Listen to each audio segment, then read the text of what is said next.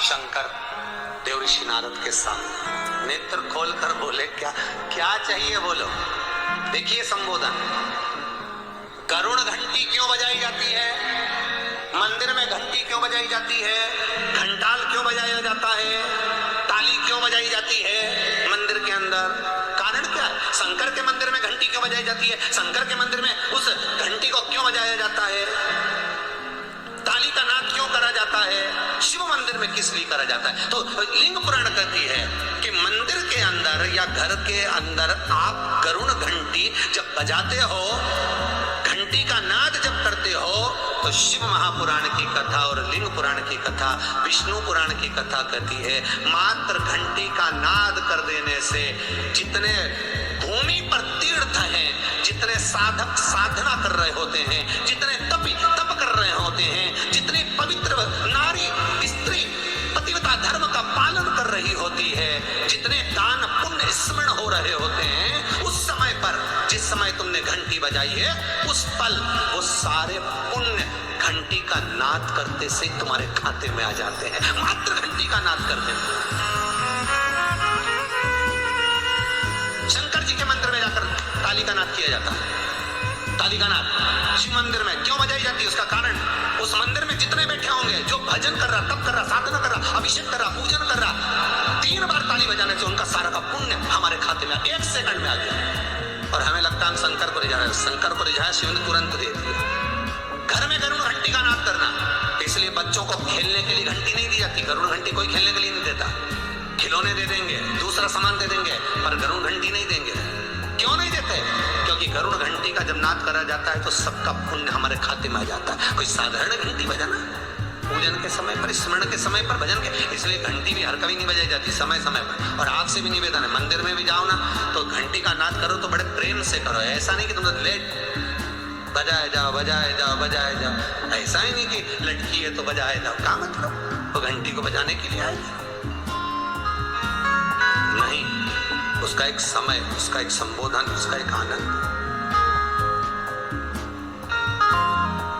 कई मंदिरों में मंदिर का पट बंद हो जाता है, दरवाजा बंद हो जाता है, तो भी लोग घंटी बजा देते हैं। दोष दोष भगवान अगर मंदिर में सो रहे हैं, लिखा हुआ है मंदिर के खुलने का समय इतनी बजे से इतनी बजे तक, मंदिर बंद है तो घंटी नहीं बजना चाहिए। जिस जगह पर ब्राह्मण विद्वान हैं, साधक हैं, संत हैं, साधु हैं, मंदिर अगर बंद होता है तो उसके साथ में घंटी के नीचे के भाग को रस्सी से ऊपर बांध दिया जाता है जिससे बजे ना। क्यों कहते हैं, अगर भगवान अगर विश्राम कर रहे हैं, सो रहे हैं, निद्रावश्य है या पट बंद है, उस समय पट बंद का समय है और घंटी का अगर नाद हो जाए तो कहते हैं 11 ब्राह्मण के भूखे रहने का दोष लग जाता है जीव को, मात्र घंटी बजा देने पर, अगर भगवान विश्राम कर रहे हैं।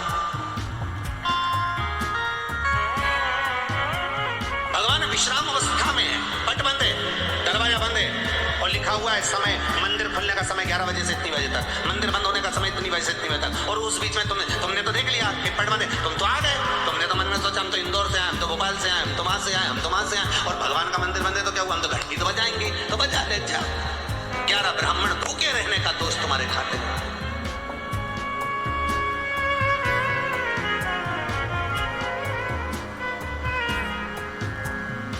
वो नाद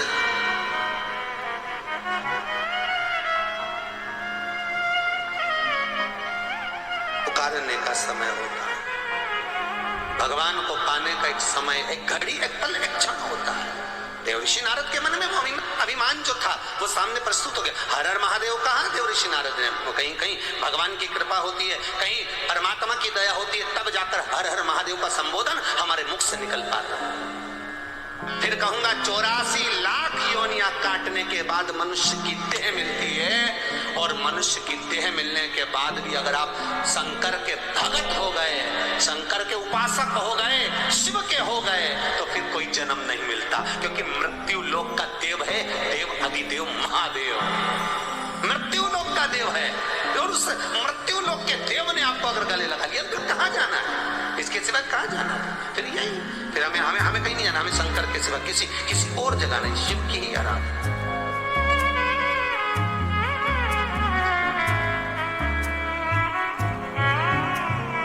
महाराज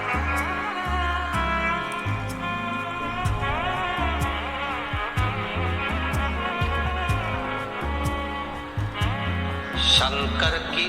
कथा भी सही कहें, शंकर की कथा भी एक औषधि है, और शंकर की कथा भी एक शंकर से लगन लगाने का रोग भी है। जो एक बार शंकर की कथा सुन लेता ना, उससे रहा नहीं जाता, फिर तो वो रिमोट पे ढूंढता ही रहेगा, मोबाइल पे कहीं कथा आ रही है, जरा 15 मिनट बस एक जरा सा सुन लो,